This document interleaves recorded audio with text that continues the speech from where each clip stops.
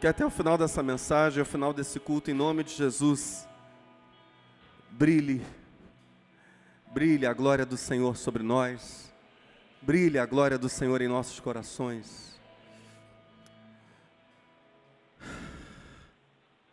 Pais e mães de avivamento, por favor, pode se assentar um pouquinho. Essa tarde eu vi uma canção cantada pelo Centro Mundial de Avivamento. Aliás, essa canção que acabamos de cantar é deles também. Não sei, na verdade, se essa canção que eu ouvia e que vou citar a letra para vocês, se é de autoria deles, mas o que eu sei é que era cantada por eles. A canção se chama Ele es más grande, que em português dá Ele é maior, porque nós não temos em português mais grande, né? Ele é maior. A canção diz o seguinte: Ele é maior do que o que eu posso conceber, do que o que eu posso imaginar. Ele é maior que o que eu posso crer. Vai além dos meus sonhos tão desejados. Ele é tudo o que minha alma desejou. Ele é tudo o que Ele prometeu e muito mais. Mais que sublime, mais que maravilhoso, mais que miraculoso. Sua glória é mais do que grande. Isso é Cristo para mim. Eu ouvi essa canção e em seguida na playlist entrou uma outra canção do Jesus Adrián Romero.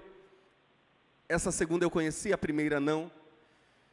Eu e minha esposa há algum tempo até cantamos essa canção aqui, fizemos o duo intitulada Enamora-me, Enamora-me, Apaixona-me. É uma oração em que Jesus Adrián pede ao Senhor: Senhor, apaixona o meu coração por Ti. Nós não vamos cantar porque não ensaiamos, mas a letra dessa canção em português diz: quero entregar-te meus sonhos, faça neles Tua vontade. Meu coração o entrego a Ti, apaixona-me por Ti. Quero aprender a Te escutar, quero saber o que é Te amar, da Tua verdade me saciar, apaixona-me por Ti. Que Tua presença me inunde, faz de mim um odre novo, transforma-me, renova-me, apaixona-me por Ti. Essa é a nossa petição, amém, amados?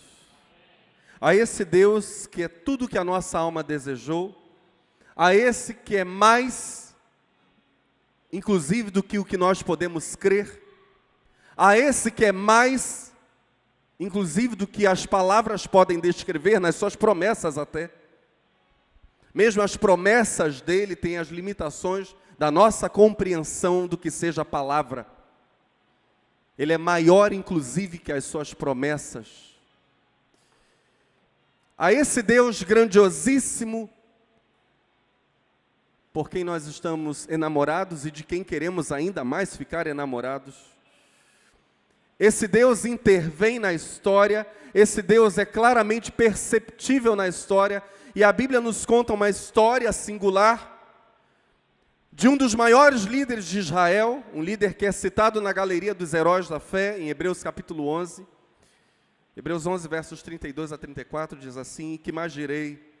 Faltar-me ao tempo contando, de Gideão, e de Baraque, e de Sansão, e de Jefité, e de Davi, e de Samuel, e dos profetas, os quais pela fé, diga comigo, pela fé, os quais pela fé venceram reinos, praticaram a justiça, alcançaram promessas, fecharam as bocas dos leões, apagaram a força do fogo, escaparam do fio da espada, da fraqueza tiraram forças, na batalha se esforçaram, puseram em fuga os exércitos dos estranhos.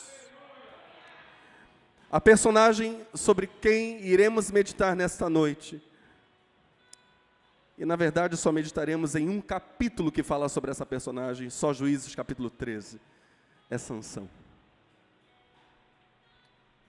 Em Juízes 13, temos o acontecimento com o qual nos ocuparemos nesta noite, ou nesta palavra, que é o nascimento de Sansão. Quando nasce o pequeno sol. Pequeno sol é o significado do nome Sansão. Quando nasce um pequeno sol. Aliás, esse poderia ser inclusive o título desta mensagem. Diga comigo, quando nasce o pequeno sol. Sansão vem de semis, sol. Leio Juízes capítulo 13, estamos famintos? Mas Israel, o capítulo começa com mas, e na verdade começa com um lamento. Mas Israel, mais uma vez, pecou. Mas Israel, mais uma vez, pecou, pondo-se a adorar deuses estranhos. Por isso o Senhor permitiu que fossem derrotados pelos filisteus, que sujeitaram o povo por 40 anos. Um dia, o anjo do Senhor apareceu à mulher de Manoá. Diga, a mulher de Manoá. Um homem da tribo de Dan, que vivia na cidade de Zorá. Ela não tinha filhos, mas o Senhor disse-lhe: ainda que tenhas sido estéril durante tanto tempo, em breve conceberás e terás um filho. Não bebas vinho, nem outra bebida alcoólica qualquer, nem comida alguma que não seja ritualmente pura. O cabelo do teu filho nunca deverá ser cortado, pois que será um nazireu de Deus, mesmo logo desde o nascimento. Será ele quem começará a salvar Israel dos filisteus. A mulher correu a contar isto ao marido. Um homem de Deus apareceu-me. Penso que deverá ter sido o anjo do Senhor, porque tinha uma aparência gloriosa e ofuscante. Eu nem lhe perguntei de onde é que ele era, e ele também não me disse sequer como se chamava, mas me afirmou o seguinte: vais ter um filho rapaz. Mandou que não bebesse vinho, nem qualquer outra bebida alcoólica, e que não comesse nada que fosse impuro, porque o rapaz que hei de dar à luz será nazireu, dedicado ao Senhor, desde o seu nascimento até morrer. Então Manoá orou assim: ó Senhor, peço-te que o homem de Deus venha de novo ter conosco, e nos dê mais instruções quanto ao filho que nos vais dar. O Senhor respondeu à sua oração, e o anjo apareceu novamente à mulher, quando estava sentada no campo. Ao ver que estava novamente sozinha, sem o marido, foi chamá-lo a correr. Está ali outra vez o mesmo homem. Manoá acompanhou-a até junto do anjo e perguntou-lhe: és aquele que falou com a minha mulher no outro dia? Sim, sou eu. Podes então dar-nos mais instruções, mais algumas instruções acerca de como haveremos de criar o bebê depois dele nascer? Perguntou Manoá. O anjo do Senhor respondeu: tem muito cuidado em que a tua mulher siga as instruções que lhe dei. Ela não deve comer produto da vinha, nem beber vinho ou outra bebida alcoólica, nem tampouco ingerir alimentos não puros. Manoá então disse para o anjo: por favor, fica aqui até que te possamos trazer qualquer coisa para comer. Pois sim, ficarei, mas não comerei nada. Se desejam trazer alguma coisa, tragam um sacrifício ao Senhor. Manoá não se dava conta de que estava a falar com o anjo do Senhor. Então perguntou-lhe como se chamava. Depois disso acontecer e do bebê nascer, queremos dizer a toda a gente que foste tu quem o predisseste. Não me pergunte sequer pelo meu nome.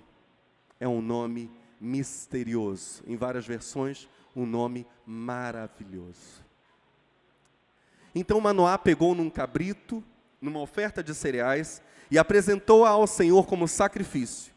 O anjo nessa altura fez algo de maravilhoso, porque ao mesmo tempo que as chamas se iam erguendo para o ar, sob os olhos de Manoá e da sua mulher, ergueu-se com as chamas, o anjo ergueu-se com as chamas até o céu.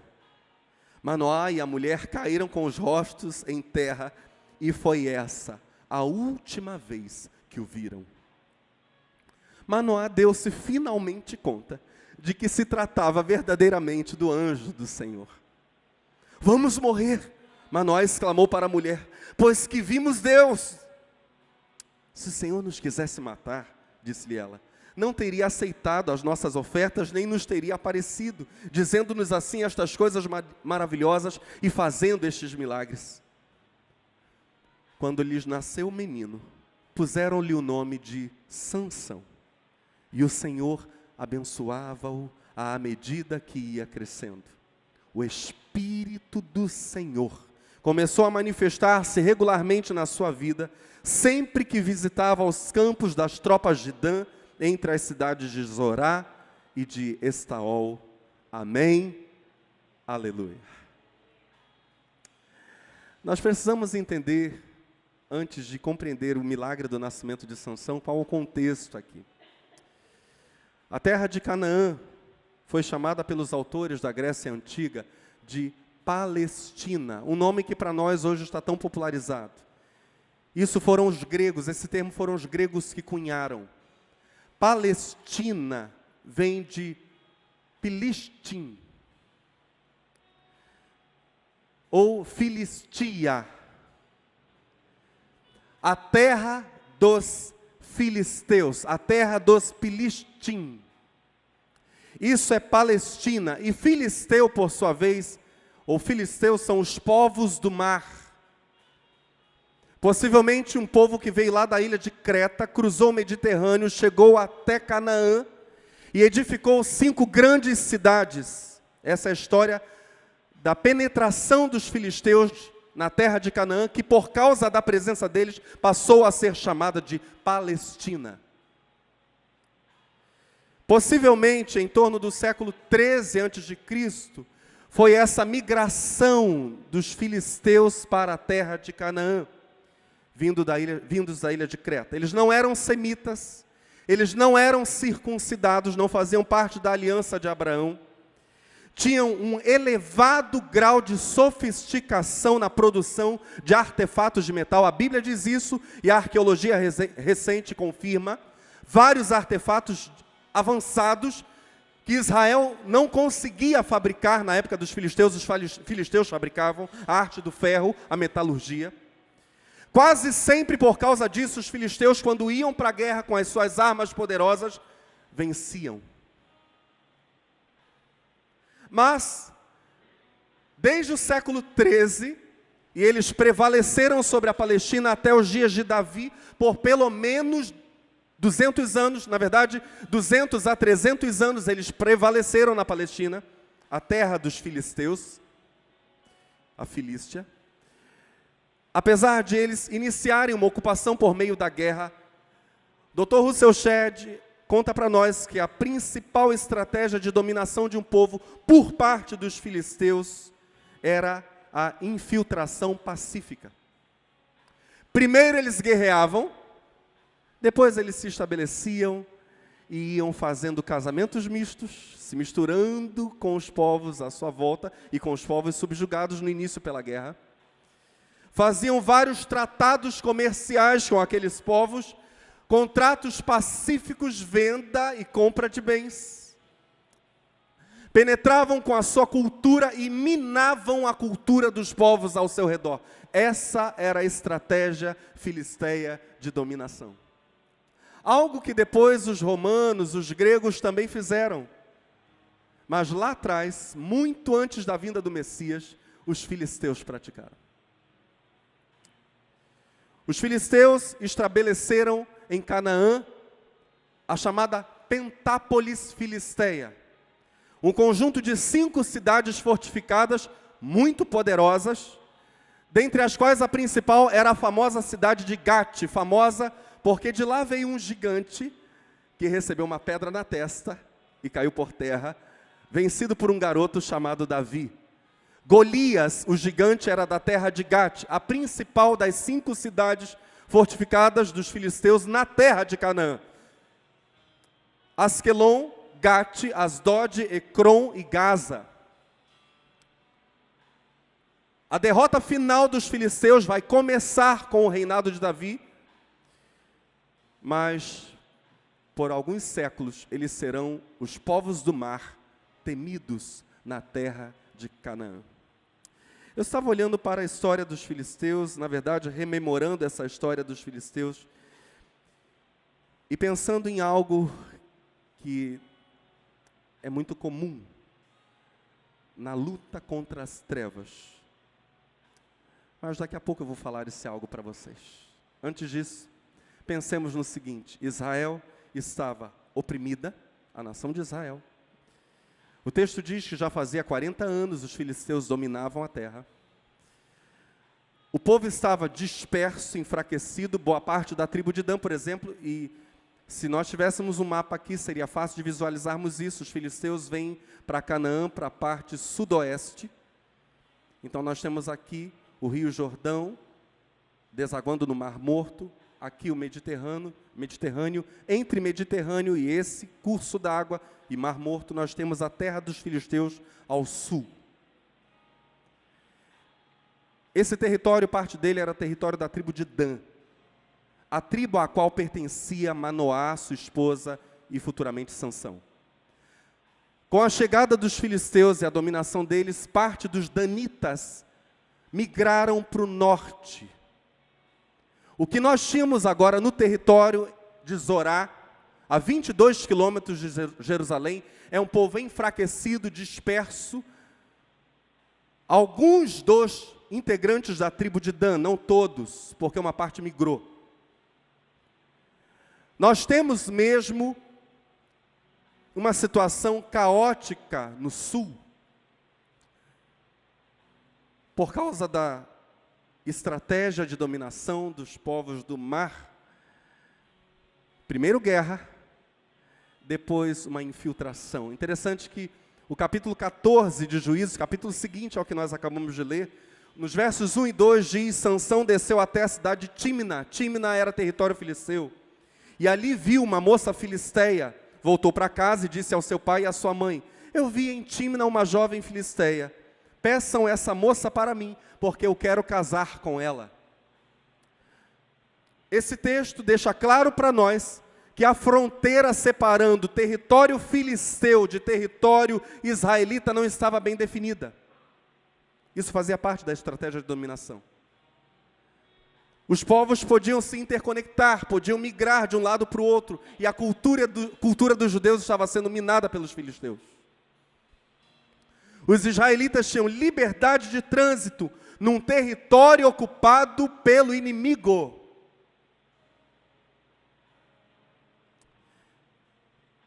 E nesse ponto eu quero enfatizar algo. Essa é uma estratégia antiga do mal. No início, a guerra. No início, o choque. No início, o mal tem cara de mal. Depois, o mal está acomodado. Depois, o mal, ele é parte da nossa cultura. Primeiro, ele parece ameaçador. Primeiro, ele parece contrário a tudo que nós pensamos. Primeiro, ele se opõe aos nossos valores. Depois, ele se torna parte de nós. Ou pior, nós nos tornamos parte dele. Você está entendendo? É isso que está acontecendo aqui com Israel. Os israelitas pecaram outra vez contra Deus, o Senhor. Há versões, como a que eu li aqui, de Portugal, a versão o livro, mas Israel mais uma vez pecou, pondo-se a adorar deuses estranhos. Interessante que não há muito detalhamento, nem na versão de Portugal, sobre quais eram esses deuses, propriamente. Não há muito detalhe. Essa adoração poderia, inclusive, ter sido fruto dos casamentos mistos, coisa que não era nova na história de Israel. Mas o que nós sabemos claramente, independente da versão que nós adotarmos, é que o povo de Deus, em Juízes capítulo 13, não era mais tão distinto, tão diferente dos povos do mar.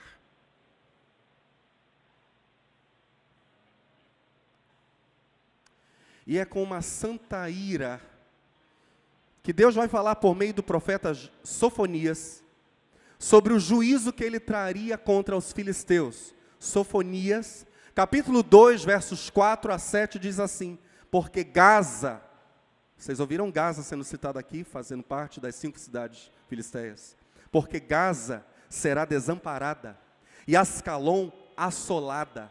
Asdod ao meio-dia será expelida, e Ecrom será desarraigada. Só não foi citada aqui Gate. Verso 5: ai dos habitantes da costa do mar, a nação dos quereteus. A palavra do Senhor será contra vós, ó Canaã, terra dos filisteus. E eu vos destruirei, até que não haja morador. Vejam a ira de Deus em Sofonias capítulo 2, contra os povos do mar que ocuparam Canaã. Só que quando a gente olha para Sofonias capítulo 2, a gente pode pensar assim: meu Deus, mas essa ira santa do Senhor, esse juízo santo do Senhor, é coisa só lá do Antigo Testamento. Tiago capítulo 4, gente infiel, será que vocês não sabem que ser amigo do mundo é ser inimigo de Deus? Quem quiser ser amigo do mundo se torna inimigo de Deus. Eu acho que não seria uma posição muito confortável ter o rótulo de inimigo de Deus. Tiago, irmão do Senhor, prossegue dizendo: não pensem que não quer dizer nada esta passagem das Escrituras. Tiago 4, verso 5, estou lendo: o Espírito que Deus pôs em nós está cheio de desejos violentos. Porém, a bondade que Deus mostra é ainda mais forte, pois as Escrituras Sagradas dizem: Deus é contra os orgulhosos. Deus resiste aos soberbos. Literalmente, Deus faz guerra. É isso o sentido no hebraico. Deus faz guerra. Imagina Deus guerreando contra alguém. Deus faz guerra contra os orgulhosos, mas é bondoso com os humildes. Portanto, obedeçam a Deus e enfrentem o diabo, que ele fugirá de vocês.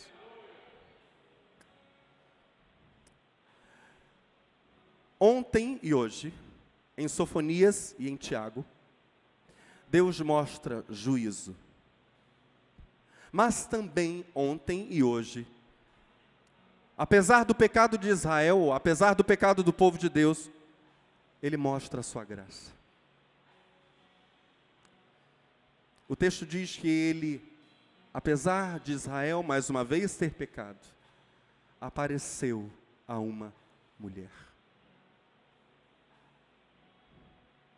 Em Juízes capítulo 13, Deus aparece a uma mulher estéril. Qual o nome dela? Não sabemos. A Bíblia nem se presta, e aqui o não se presta não é pejorativo, evidentemente, mas a Bíblia nem se presta a dizer o nome dela. Nós sabemos que é uma mulher estéril. Vamos chamar de uma mulher estéril sem nome. Não é dito para nós se ela orava pedindo um filho. Olha só. No caso de Ana, no livro de Samuel, é dito para nós que Ana clamava ao Senhor pedindo um filho. No caso de Isabel e Zacarias, é dito que eles pediram ao Senhor um filho. No caso da mulher de Manoá, a Bíblia não diz o nome. A Bíblia não diz se ela orou, a Bíblia não diz nada. Aliás, não diz quase nada sobre a vida dessa mulher, nem sobre a piedade dela. Porque a graça está se manifestando para nós nesse texto, justamente nesse Deus que escolhe alguém que não significa muita coisa aos olhos dos homens, mas por meio desse alguém é que Deus levanta uma grande salvação. Em meio a um povo que está longe de Deus, em meio a um povo que é igual, ou quase igual, que é muito parecido com o povo que não teme a Deus, que não é um povo da aliança, que não é um povo da circuncisão, como os povos do mar, os filisteus. Mas Deus aparece a estéril sem nome e diz: não, você não apenas vai gerar um filho, você dará à luz a uma grande salvação.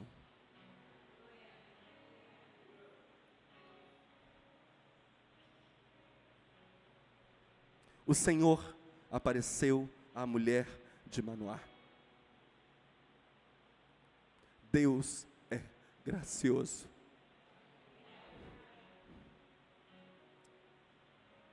Quando Israel não queria saber dele, ele foi para a desprezada, para a estéril. O povo não me quer, mas eu quero. Eu quero inclusive libertá-lo. Ele vem, observa que vem o próprio anjo do Senhor. O que a teologia, e eu fico com a teologia nisso aí, o que a teologia aponta como sendo Cristo pré-encarnado, uma teofania. Lá vem o Senhor e diz: mulher, é você a que nunca conseguiu gerar? Pois bem, eu preciso fazer uma grande obra de restauração e escolhi você. Um pequeno sol irá brilhar. A mulher sem nome, sem filho e sem história, porque a Bíblia não fala nada sobre a história dela, será mãe de um libertador. Essa mulher é para nós nessa noite um símbolo perfeito de nós. Qual a sua história? Para que você seja pai ou mãe de um avivamento, pouco importa. Qual o seu nome? De que linhagem você vem? Quais os dons e talentos que você possui? Quantos filhos já nasceram daí? E agora esses filhos são os dons, os talentos, as habilidades?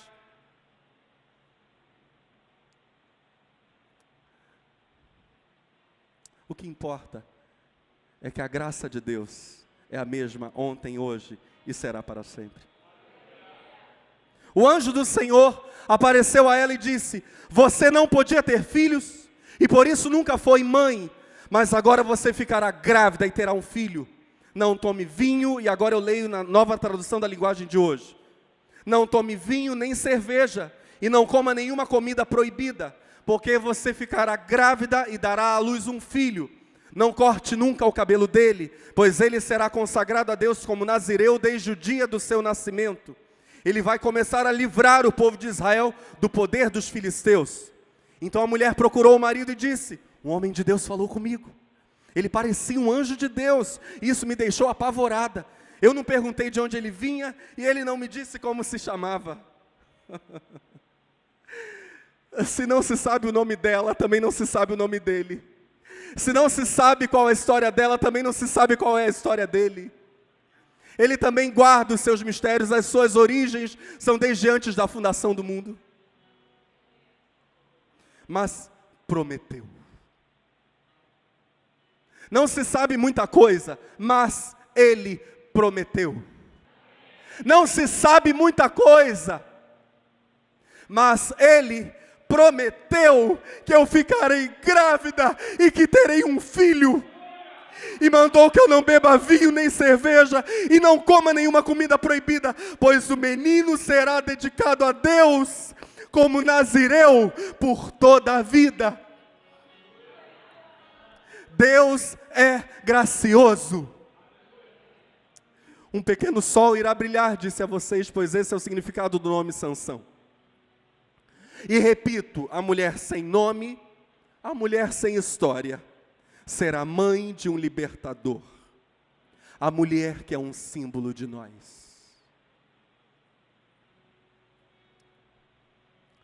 Vinho e cerveja eram de uso comum entre os judeus e ainda o são. Mas ela deixaria de bebê-los por um tempo, vivendo a realidade espiritual de seu filho. Preste atenção. O Senhor era a alegria dele desde o ventre. Determinados alimentos cerimonialmente puros, como por exemplo a carne de coelho, impuros, eram proibidos a todo judeu. Ela continuaria a viver sem os comer. A santidade dela era a santidade dele. O voto do filho da mulher começa com ela. E qual era o voto dele? O voto dele era um voto lá da lei de Moisés, o voto de nazireado. Ele era um nazireu de Deus. E o que isso significava? Observa que as exigências particulares do nazireado parecem revelar alguns princípios para nós, que são os seguintes: manter-se mentalmente alerta durante todo o tempo do voto. Isso por meio da abstenção de vinho ou de bebida qualquer fermentada, até mesmo do fruto da vide. Nós temos aqui na igreja uma irmã que só de tomar o suco da uva fica alegrinha. Ela é fraca até para o suco da uva.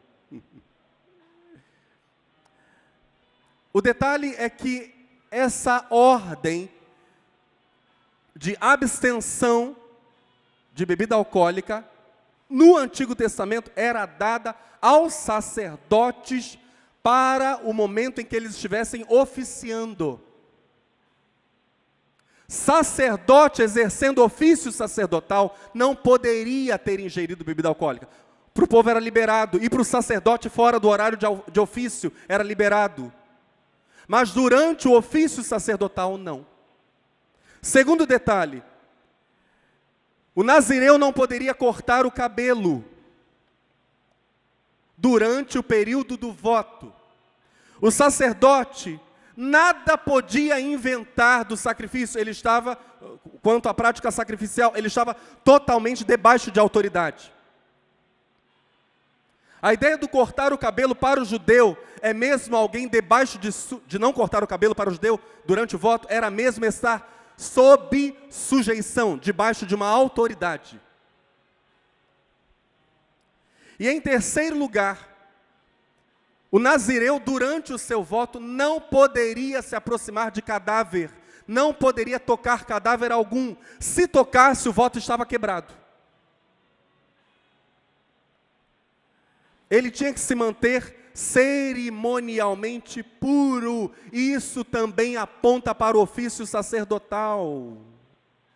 Ou seja, o voto do nazireado, as características do voto do nazireado: abstinência de bebida alcoólica durante o voto, abstinência de corte de cabelo durante o voto como um sinal de sujeição, e impossibilidade de tocar um corpo morto durante o voto, ou seja, algo cerimonialmente impuro. Era um símbolo de alguém que está praticando o sacerdócio sem ser de tribo sacerdotal.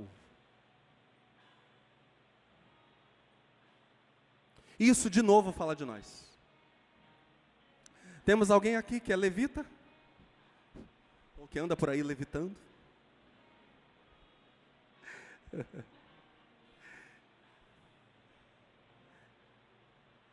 Nós não temos ninguém aqui que seja da tribo de Levi, descendente de Arão. Não, não temos. Temos alguém aqui que é sacerdócio santo, faz parte do sacerdócio santo.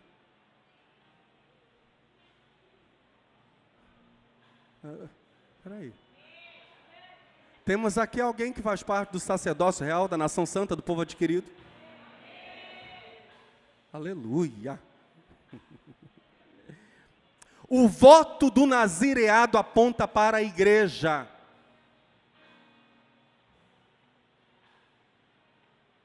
É gente que exerce sacerdócio sem ser de tribo É gente consagrada integralmente ao Senhor. A libertação de Israel, então, diz o Senhor a Manoá e a sua mulher, viria de um filho consagrado, de alguém que seria um sacerdote não levita, ou algo do tipo, um nazireu desde o nascimento. E diante dessa promessa gloriosa, alguém consagrado integralmente ao Senhor, sem fazer parte da tribo sacerdotal, eles eram da tribo de Dan. A partir dessa promessa gloriosa, a Bíblia nos fala de 3 reações de Manoá e sua mulher. E essas 3 reações são as que Deus espera de nós a partir das promessas gloriosas que Ele tem nos feito. A primeira delas está embutida no próprio nome de Manoá. A Bíblia diz que Noé recebeu de Deus a ordem de construir uma barca. E depois que o dilúvio passou, ele soltou uma pomba. E quando a pomba voltou trazendo um ramo de oliveira, ela encontrou Manoá em Noé. Ou seja, a Bíblia diz que a pomba encontrou descanso em Noé. O nome Manoá, o nome do pai de Sansão, é descanso. Quando Deus faz a promessa para Manoá e sua mulher, na verdade para a mulher de Manoá e para Manoá, nessa ordem, eles descansam na promessa em nada duvidando. Nós não temos nenhuma reação de dúvida da parte deles, muito pelo contrário. Eles quiseram celebrar, eles quiseram fazer um banquete junto com o enviado do Senhor, que tinha um nome maravilhoso, que subiu no fogo do altar e desapareceu aos olhos deles. A Bíblia diz, então Manoá pegou num cabrito, numa oferta de cereais, e apresentou ao Senhor como sacrifício. É hora de celebrar, é hora de comemorar a promessa. Eu vou adorar, eu vou louvar ao Senhor que prometeu. Não há nada ainda, há apenas uma promessa, mas eu vou celebrar.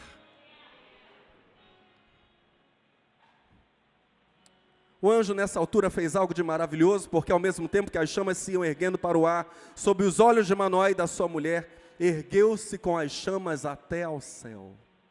Ele é o Deus do fogo mesmo. Então diga comigo, creram, celebraram. E falta uma terceira ação, que é justamente a ação daquele que foi visitado pela graça. A graça chegou, eu a celebrei. Temos aqui alguém que foi salvo pelo sangue de Jesus? Aleluia! A graça chegou, eu fui liberto, eu fui perdoado, o meu passado foi apagado, mas agora eu faço perguntas. Eu digo, Senhor, me mostra por qual caminho eu devo ir. Terceira reação deles, pediram direção. Manoá, ó Senhor, peço-te que o homem de Deus venha de novo ter conosco e nos dê mais instruções quanto ao filho que nos vais dar. Deus tem prometido avivamento para algum de nós aqui, meus irmãos. O Senhor tem falado ao seu coração, e você tem sentido a cada culto, há uma expectativa no seu coração, de que coisas maiores se aproximam, de que aquelas que nós já vimos, aleluia, glória a Deus por elas, mas coisas ainda maiores estão por vir, e virão, e virão, e virão, e virão. Aleluia. Então, façamos como Manoá. Senhor, o que devo fazer diante das tuas promessas? Por que caminho devo andar? Há algo mais que eu deva fazer? Nota, isso não é legalismo. Isso é reação positiva à graça revelada de Deus. A graça chegou e agora eu digo, e agora, Senhor? Para onde vamos? O Espírito Santo me visitou, o fogo caiu, eu saí do culto dizendo, meu Deus, se eu chegar em casa e o gás estiver escapando, vai ter uma explosão porque eu estou em chamas. Aleluia, chego em casa avivado, ok, tá, e agora, Senhor, para onde vamos?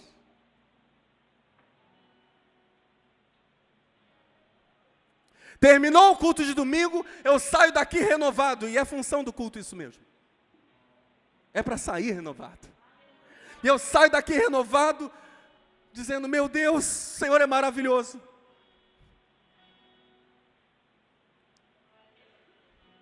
Aleluia. Espírito Santo, para onde vamos? Qual é a segunda parte agora, Senhor? A primeira parte foi deliciosa, maravilhosa, mas fala mais. Aqui nós temos a particularidade dos diferentes tempos divinos, meus irmãos.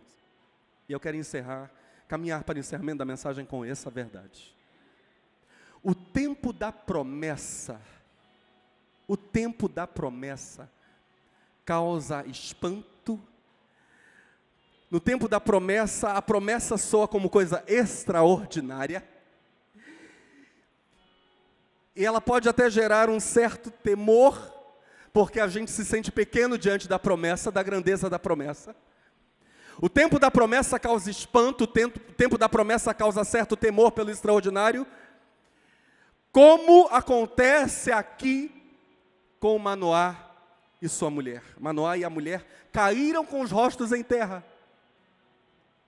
Mas olha um detalhe do texto.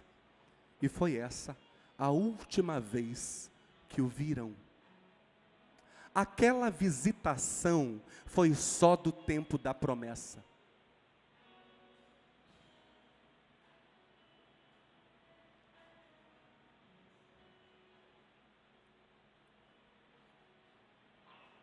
Manoá, deu-se finalmente conta de que se tratava verdadeiramente do anjo do Senhor.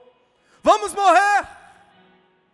Manoá exclamou, gritou para a mulher: pois vimos Deus, nós vimos a glória. Meu Deus, eu ainda não tinha tido essa experiência. Quem nesses dias teve experiências que nunca tinha tido antes? Meu Deus, que glória! Tempo de promessa. Nós ficamos maravilhados com o extraordinário.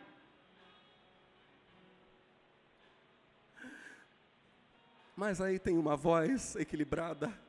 Eu amo essa fala da mulher de Manoá. Ela é muito pé no chão. Ela diz: para com isso, velho. Se o Senhor quisesse nos matar, Ele não teria aceitado nossas ofertas, nem teria aparecido para nós, dizendo essas coisas maravilhosas, fazendo esses milagres. Te acalma, meu velhinho. Sossega. Sossega, amor. Sossega.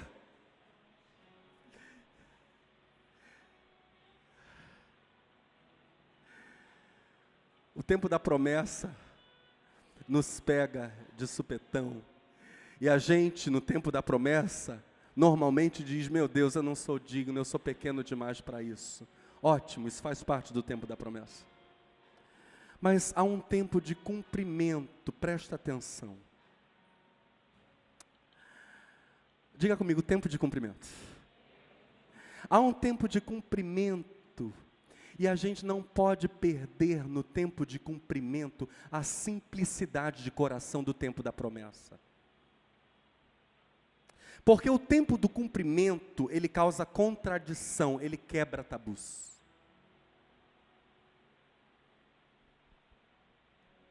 Se o tempo da promessa nos pega de supetão, porque é aquilo que é extraordinário e para o qual nós nos sentimos pequenos, o tempo do cumprimento, se não for recebido com o espírito de criança, faz com que a gente olhe à volta e diga: mas não pode.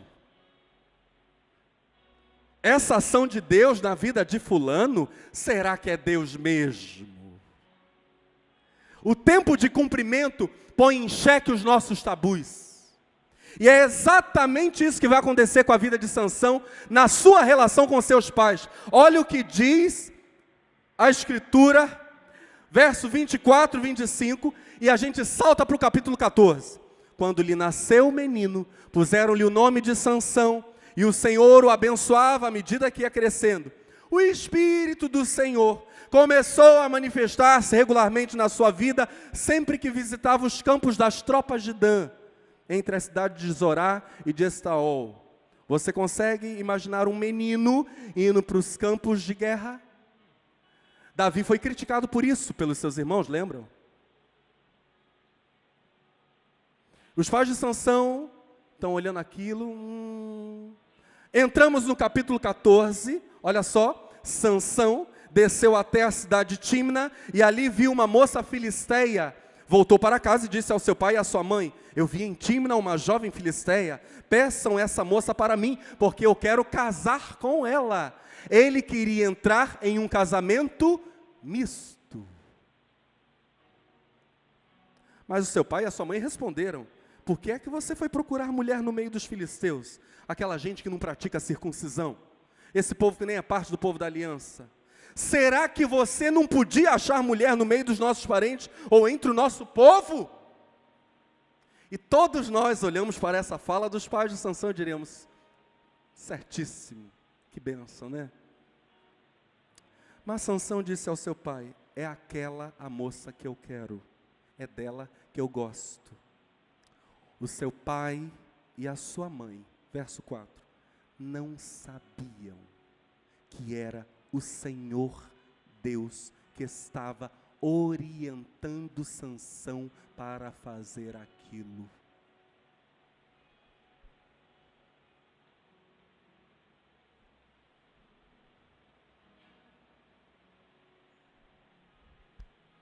É o tempo do cumprimento.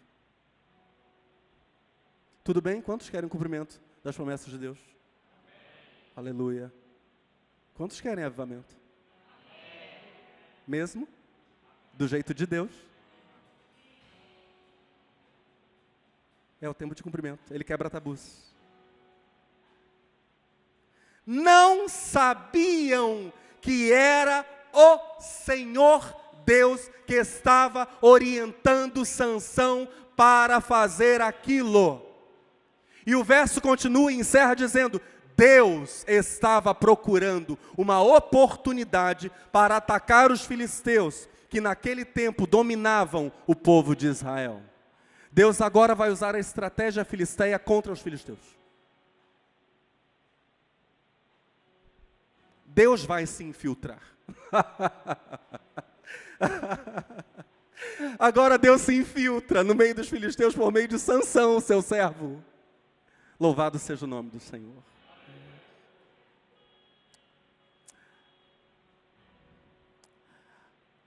Eu quero encerrar com a continuidade que havia na profecia de Sofonias, que eu não li de propósito para vocês. É o último texto da mensagem.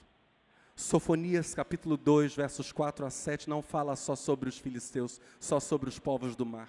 Fala também sobre o povo de Deus. Estamos prontos?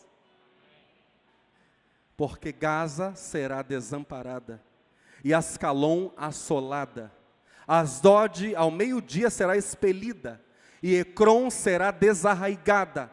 Ai dos habitantes da costa do mar, a nação dos quereteus. A palavra do Senhor será contra vós, ó Canaã, terra dos filisteus, e eu vos destruirei, até que não haja morador.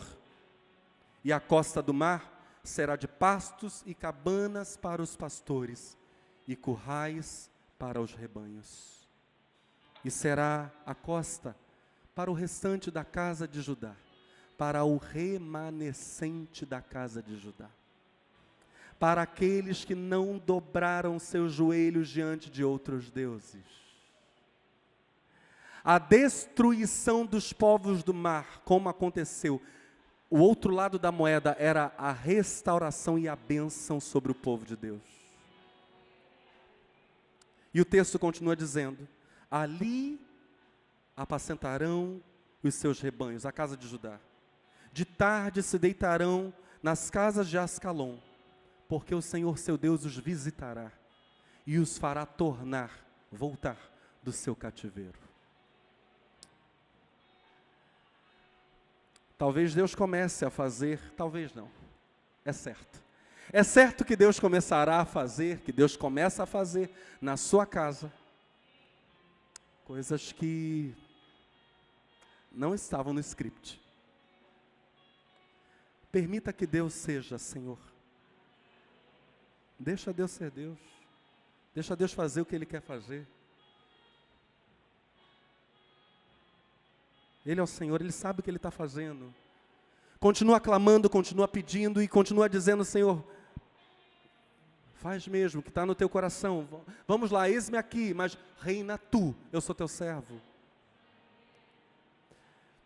Que de nós, muitos sejamos, quiçá todos, mães e pais de um pequeno sol. Que Deus nos visite nas nossas infertilidades, no nosso anonimato, na nossa falta de história, de nome. E Ele seja Rei soberano. E que o tempo da promessa que hoje causa espanto, temor pela nossa incapacidade, ao ser substituído pelo tempo do cumprimento, ainda encontre em nós corações de criança que se sentem pequenos diante da glória de Deus.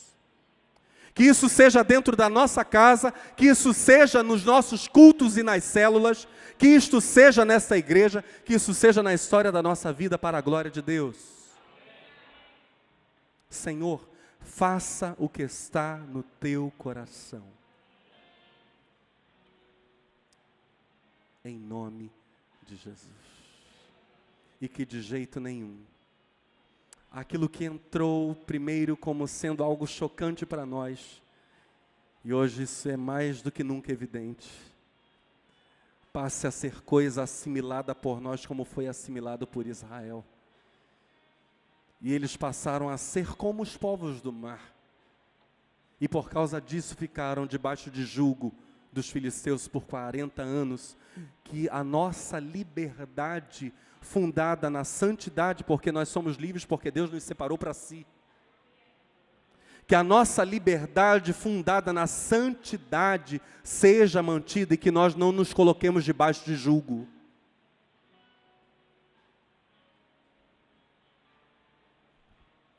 Não se coloque debaixo do jugo deste mundo, porque o juízo virá. Que Deus nos abençoe. Amém? Por favor, fique de pé no seu lugar.